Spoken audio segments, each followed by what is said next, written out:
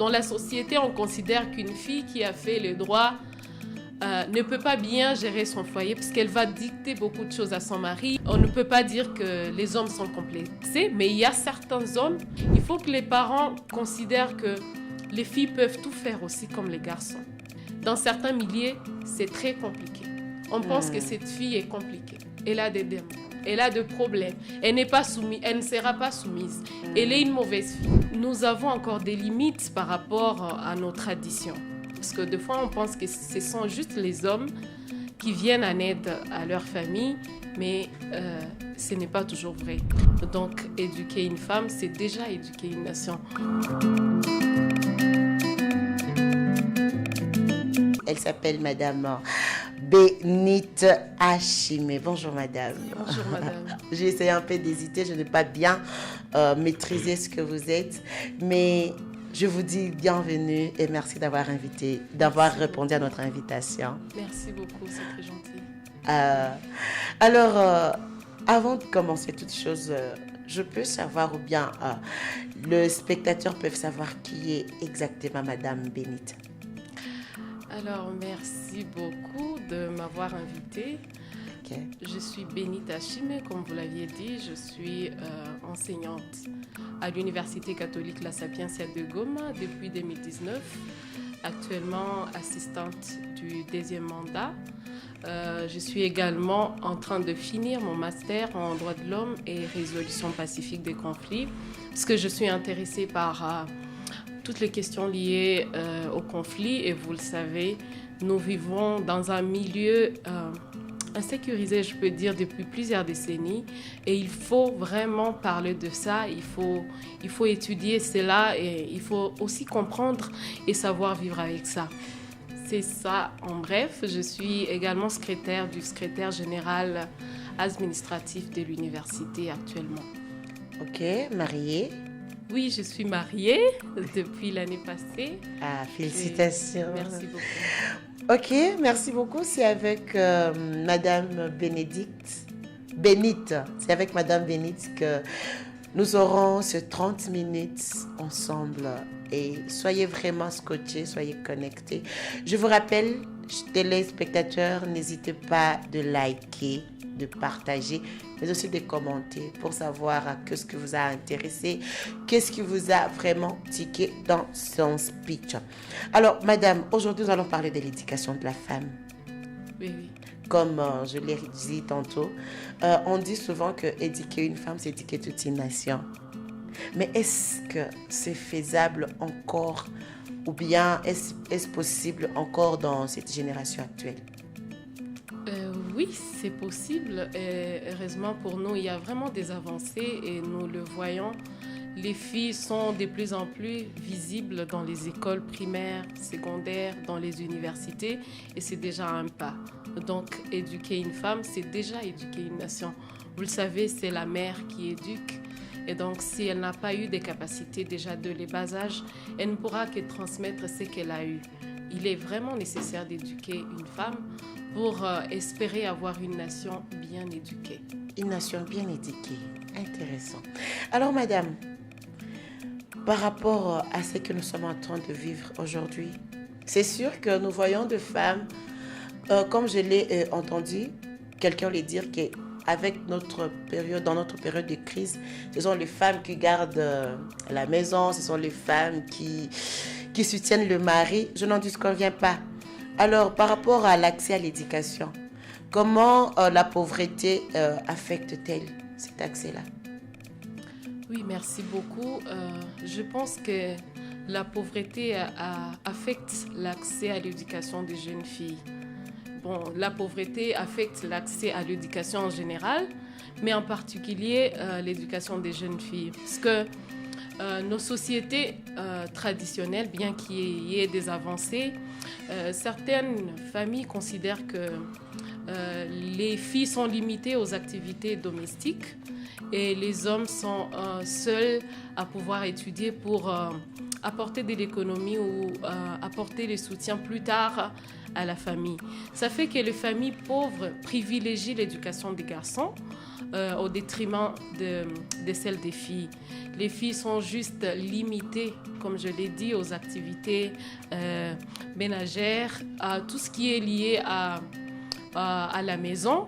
Et les hommes sont encouragés à pouvoir étudier pour être des grands messieurs ou des grandes autorités plus tard.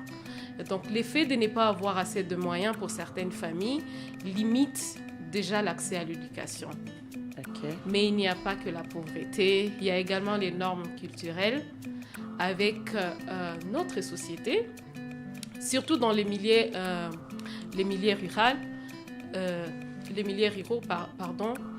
Là-bas, il y a des familles qui sont à mesure d'amener les filles à l'école, mais à cause des notions culturelles ou de mœurs et des coutumes, ces gens préfèrent amener des hommes parce qu'ils se disent que ma fille, dans quelques années, elle sera mariée et elle pourra arrêter les études. Au lieu de perdre mon argent déjà à l'amener à l'école, il serait mieux de l'éduquer autrement, à pouvoir apprendre comment tenir son foyer, comment préparer pour son mari, comment gérer sa belle famille et tout, et oublier les aspects nécessaires liés à l'éducation ou à encourager la femme à pouvoir étudier pour plus tard être une grande personnalité et vraiment aider sa famille. Parce que des fois, on pense que ce sont juste les hommes qui viennent en aide à leur famille, mais ce n'est pas toujours vrai. Madame, vous m'amenez à vous poser une question. Une femme qui a vraiment étudié, une femme licenciée master, mais une fois dans son foyer, tout est tombé à l'eau. Elle est devenue femme ménagère, quoi. Et si elle réclame une occupation directement, le commerce. Alors, je me demande une question. C'est une question que je me pose souvent. Est-ce que ces femmes-là qui ont étudié, par exemple, le droit, vous allez voir, il y a les femmes qui ont fait le droit, mais elles n'arrivent pas à se marier. Tout homme a peur de femmes qui ont fait le droit ou bien de femmes qui ont beaucoup étudié. Est-ce que cela n'affecte pas l'éducation de la femme? Oui. Cela affecte vraiment l'éducation de la femme parce que j'étais en train de le dire, il y a des avancées, mais il y a également des insuffisances.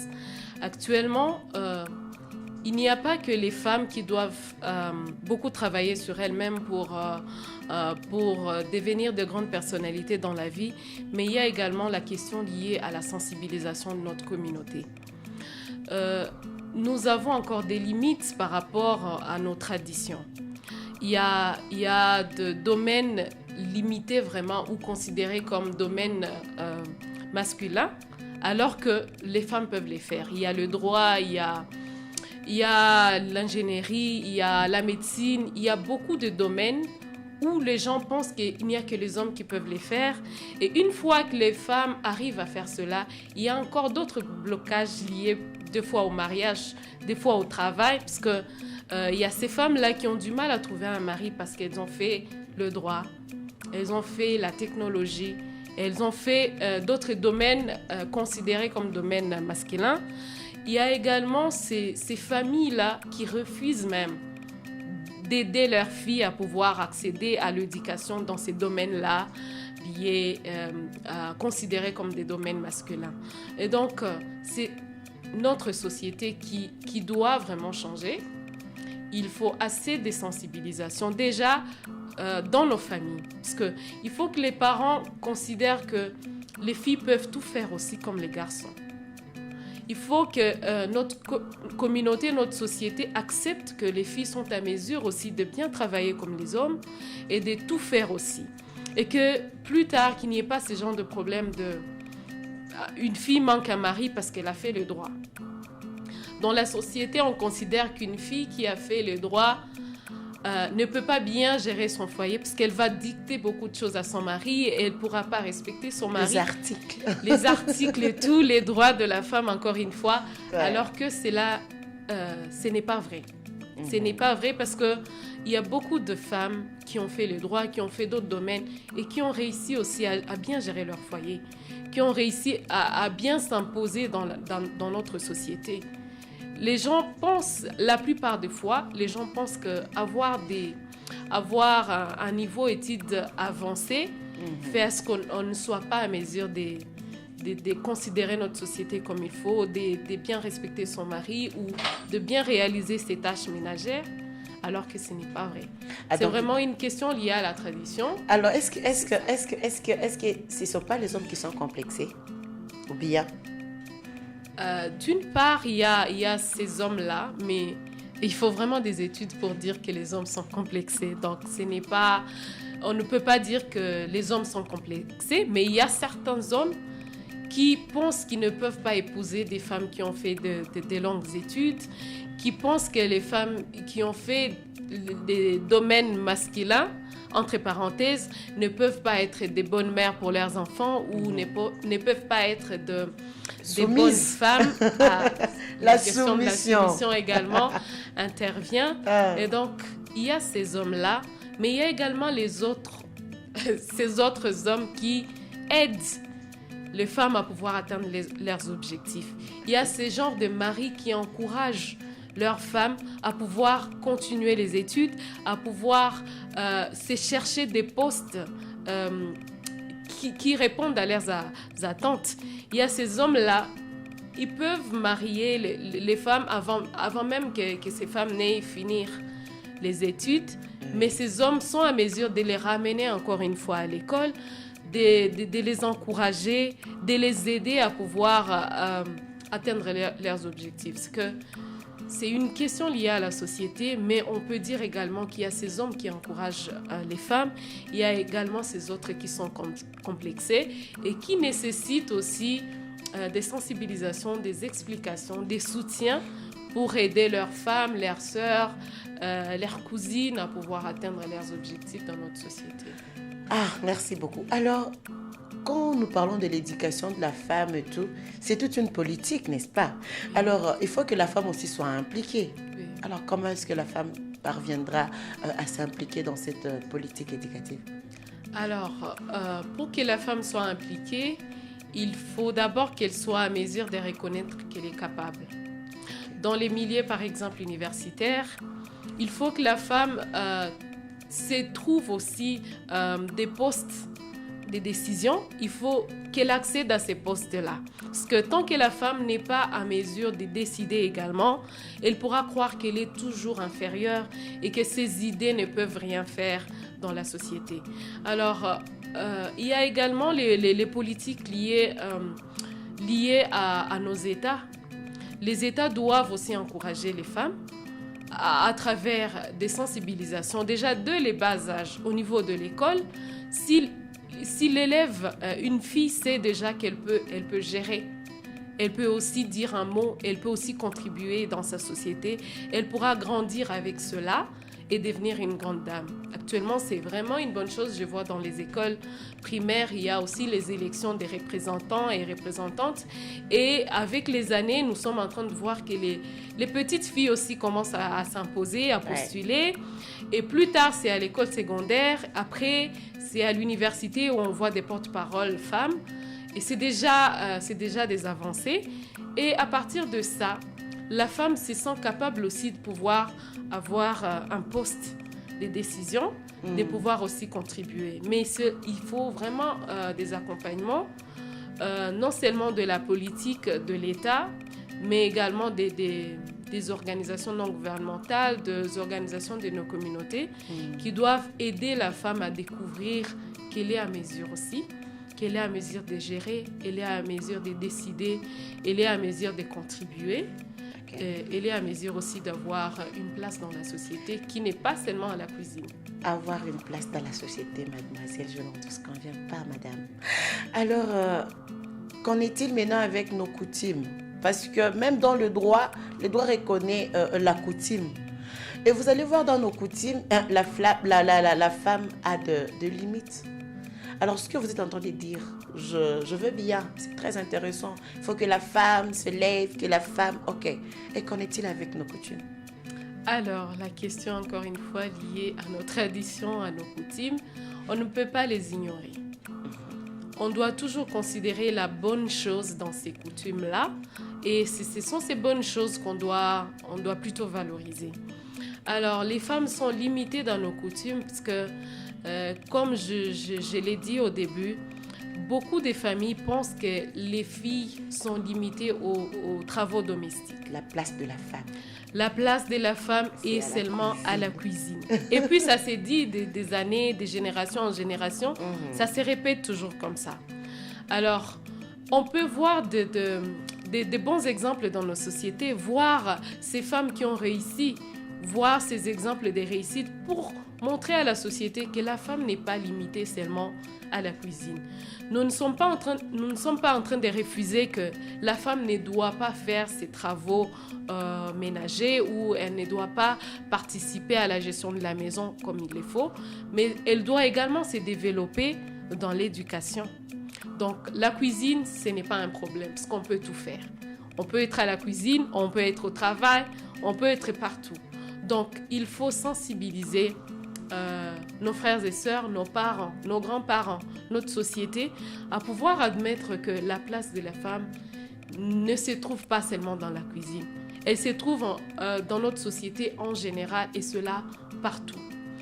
Il y a également ces parents qui sont à mesure d'amener, comme je l'ai dit, d'amener leurs enfants à l'école, mais à cause des traditions, ces parents pensent que les femmes peuvent être limitées au mariage. Et là, nous voyons des mariages, je peux dire des mariages précoces parce que ce n'est pas trop présent dans les villes, mais si on essaie de voir dans les milieux ruraux, dans les villages voisins, on verra que déjà à l'âge de 15-16 ans, la femme est dans son foyer. Oui, la femme est dans son foyer. Et si on essaie de dépasser cet âge-là, arriver à 20 ans sans avoir un mari, dans certains milieux, c'est très compliqué. On pense que cette fille est compliquée. Elle a des problèmes. Elle ne sera pas soumise. Elle est une mauvaise fille. Alors que ce n'est pas vrai. Et donc, certains parents pensent aussi préserver leurs moyens financiers et se dire qu'une fois que ma fille va trouver un mari à 15 ans ou à 16 ans, elle pourra partir et moi, je vais sauver mon argent. Je n'ai pas à dépenser de l'argent pour une fille qui doit quitter l'école d'un moment à l'autre. Quand il y a des grossesses précoces aussi, les parents se disent non, je ne peux pas continuer à payer pour cette fille parce que elle ne va rien faire de sa vie. Elle va rester à la maison et c'est ça. Alors, parlons de la grossesse. Là, vous venez de toucher à une question où je m'attendais vraiment. Je ne sais pas si c'est une loi, si c'est un article, si c'est une autorisation. J'ai entendu qu'on a autorisé aux femmes, aux jeunes filles enceintes de poursuivre les études. Vous êtes agent de l'éducation, madame. Qu'en pensez-vous? Alors, il y a de malentendus par rapport à cela. Je crois que c'est une question qui nécessite assez de compassion et d'attention.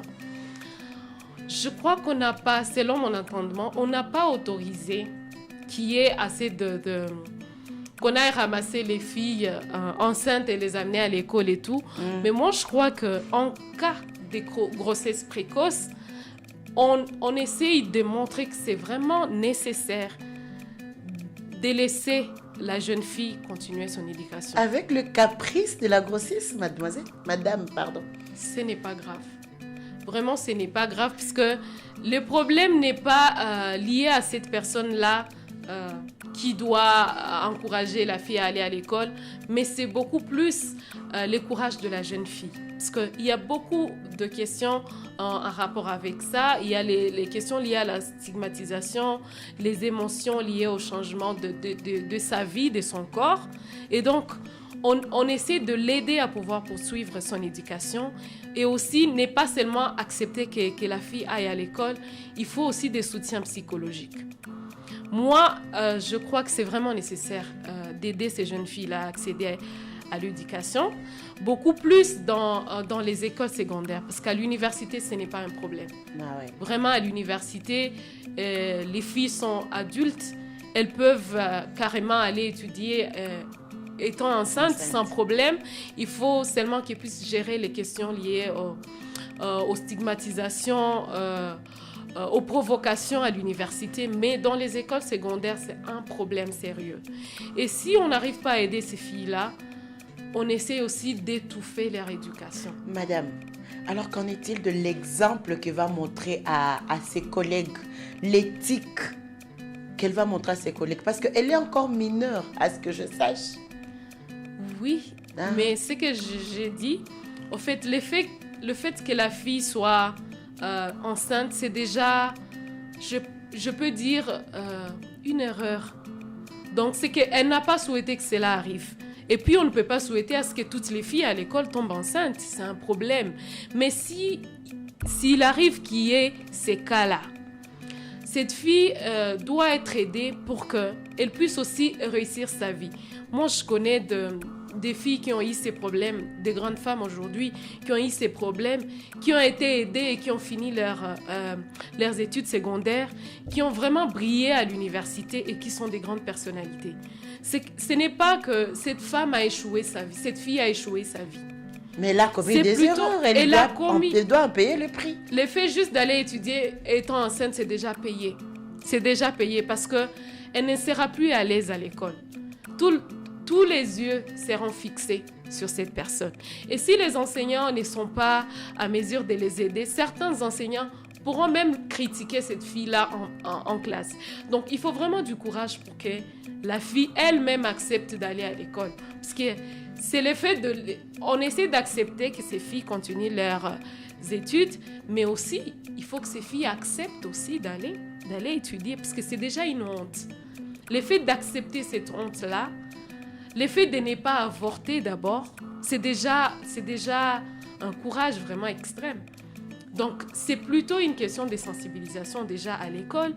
Les autres collègues doivent accepter cette situation, doivent l'accompagner psychologiquement pour qu'elle arrive au moins à finir ses études. Il faut aussi que la famille accepte cela. Il faut que les écoles aussi acceptent d'aider ces filles. C'est vraiment les aider pour qu'elles puissent se rattraper. C'est déjà échoué dans sa vie. Tomber enceinte déjà à l'école secondaire, c'est échoué. Mais s'il faut encore refuser à ces filles-là d'étudier, c'est étouffer leur avenir. Et c'est là qu'on pourra voir encore des enfants vivant dans la rue, parce qu'elles ont été chassées chez elles. Et puis elles vivent maintenant dans la rue. Il y aura maintenant plusieurs grossesses. Il y aura, je ne sais pas, plusieurs enfants de la rue, entre parenthèses, parce qu'on n'a pas su gérer ça. Intéressant, en tout cas, moi je care. Ce n'est pas facile, oui. Ce n'est pas facile. En tout cas, ce n'est pas facile de l'admettre.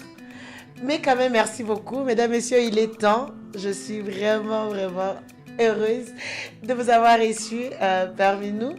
À la fin, quel est le message que vous donniez aux femmes et aux filles dans l'éducation?